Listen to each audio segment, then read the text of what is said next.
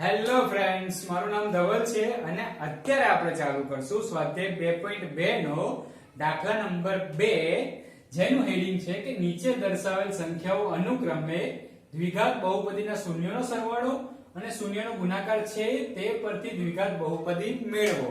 આપણે અગાઉમાં શું જોયું કે આપણને ક્વેશ્ચન આપ્યો હતો ને આપણે આન્સર મેળવ્યો. અત્યારે આપણે શું કામ કે આપણને આન્સર આપ્યો છે એના પરથી આપણે ક્વેશ્ચન શોધવાનું છે. ઠીક છે, તો આપણને શું આપ્યું, ધ્યાનથી વાંચો, કારણ કે અમુક વખત કેવું થાય છે કે ગણિતમાં સૌથી વધારે જે આપણે દાખલો ગણતો તો દાખલામાં જ તલ્લીન હોઈએ આપણે, કે દાખલો આવે છે અને ગણવાનો છે, વાત પતી જાય. પણ એવું ના હોય. આપણે શું કરીએ કે પહેલા વાંચવું પડે અને સમજવું પડે કે કઈ કઈ વસ્તુ આપી છે અને એની પછી દાખલો ગણો, તો આપણને ફટાફટ દાખલો આવડી જાય. ઠીક છે, તો અહીંયા શું લખેલું છે કે સંખ્યા આપેલી છે, એમાં શું છે કે અનુક્રમે દ્વિઘાત બહુપદીના શૂન્યનો સરવાળો અને શૂન્યનો ગુણાકાર છે. તો શું કે દ્વિઘાત બહુપદી છે, દ્વિઘાત બહુપદી છે એટલે શૂન્ય શું આવશે તો કે શૂન્યનો સરવાળો આવશે સંબંધમાં, અને બીજું શું આવશે તો કે શૂન્યનો ગુણાકાર આવશે. હવે અહીંયા એક દાખલો છે બીજા નંબરનો કે √2 અને 1/3. તો કે આમાંથી શૂન્યનો સરવાળો કરો અને શૂન્યનો ગુણાકાર કરો.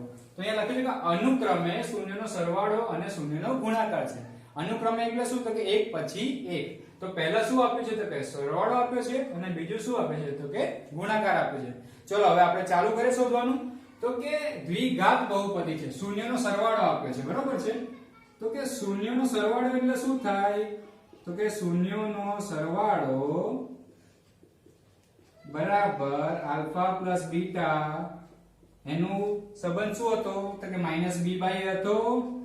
યાદ આવ્યું કઈ? b/a કેટલો આપ્યો છે તો કે √2.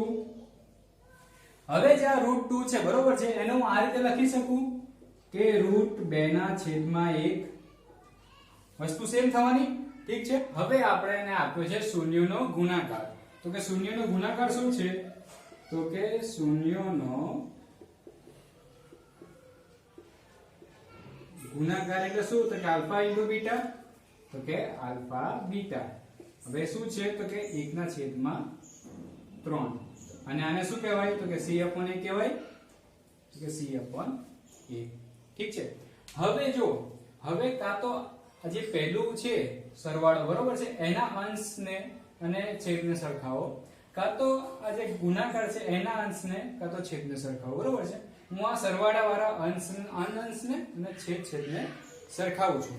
ઠીક છે, તો અહીંયા જો અહીંયા સરખાવું તો a બરાબર કેટલો થયો તો કે a બરાબર 1 થયો, અને -b બરાબર કેટલો થયો તો કે -b બરાબર √2 થયો. તો આને હું કહ્યું માઈનસ આ બાજુ જતો રહ્યો. ઠીક છે, તો b બરાબર -√2 આમ થઈ જાય. a મળી ગયો, b મળી ગયો. અહીંયા શું છે c/a બરાબર 1/3.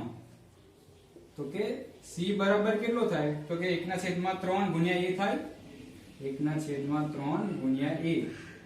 a કેટલો આપણને મળ્યો અહીંયા તો કે 1, 1/1 ગુણ્યા 3 બરોબર છે 1/3 મળી ગયું. હવે દ્વિઘાત બહુપદીનું પ્રમાણિત સ્વરૂપ કેટલું છે તો કે દ્વિઘાત બહુપદી બરાબર ax² + bx + c. આમ થાય. a કેટલા છે તો કે 1 છે, બરોબર ને, તો 1x². b કેટલા છે તો કે -√2, અને c કેટલા છે તો 1/3. બરોબર છે. તો આને આ રીતે લખી શકું હું કે x² - √2x + 1/3. આમ લખી શકું. હવે આ વસ્તુ ગણી લીધું, પણ તમને એવું થયું હશે કે સર આ પ્લસ છે આ માઈનસ છે, તો ડાયરેક્ટ માઈનસ કેવી રીતના આવે, બરોબર છે. તો આ કઈ રીતનું આવ્યું કે આપણને ખબર છે ગુણાકારનો નિયમ કે એક ધન હોય અને એક ઋણ ચિહ્ન હોય તો બંનેનો ગુણાકાર થાય તો ચિહ્ન કયું થાય તો કે ઋણ, એટલે પ્લસ * માઈનસ બરાબર માઈનસ, બરોબર છે. હવે આ અપૂર્ણાંક સંખ્યા છે, બરોબર, 1/3 છે. તો હવે આપણે જો એક જ અંશ વાળી વસ્તુ જોઈતી તો શું કરવું પડે, લસા લેવો પડે. બરોબર છે. તો લસા લઈશું શું તો શું થશે તો કે 3 ને આની જોડે ગુણવા પડશે અને 3 ને આની સાથે બી ગુણવા પડશે. બરોબર છે. તો ચલો આપણે ગુણી નાખીએ તો શું થાય તો કે 3 ને આની જોડે ગુણો 3x² માઈનસ √2 ગુણ્યા 3x પ્લસ 1 આમ થઈ જાય. બરોબર છે. તો આને આ રીતે લખી શકું કે 3x² માઈનસ 3√2x પ્લસ 1.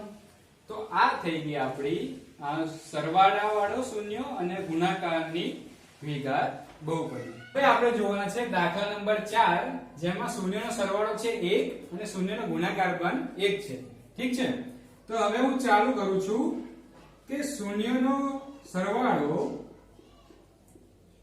બરાબર આપણને ખબર છે શૂન્યનો સરવાળો એટલે શું દ્વિઘાતમાં તો કે આલ્ફા પ્લસ બીટા એનો સંબંધ શું થાય તો કે -b/a.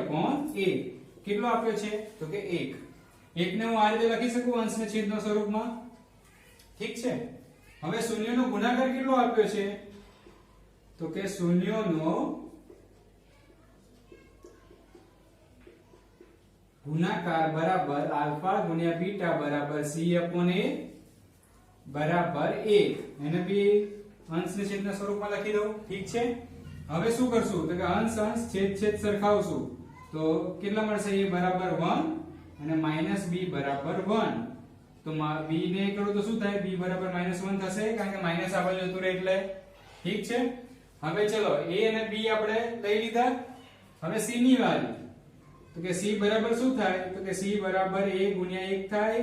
a કેટલો મળ્યો તો કે 1 તો કે 1 ગુણ્યા 1 1. abc મળી ગયો આપણને.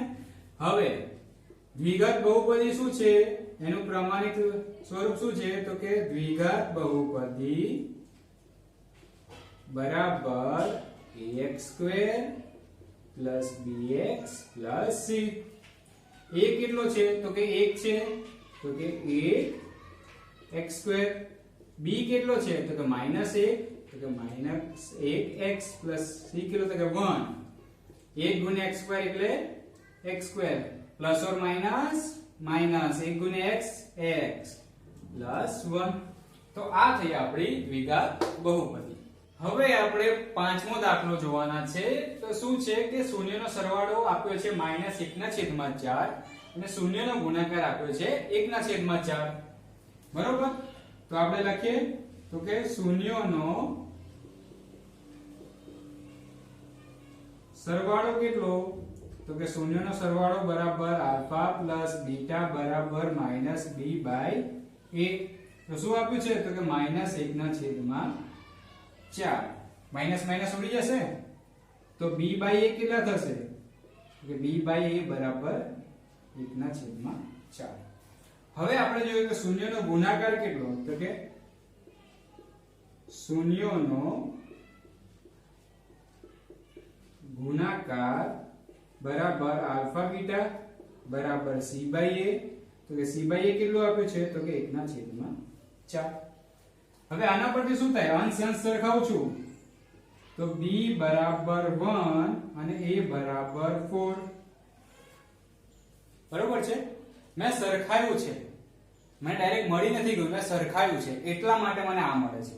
જો તમે આ સરખાવો તો તમને અલગ મળે. બરોબર છે. મેં સરખાવ્યું છે એટલા માટે. ઠીક છે.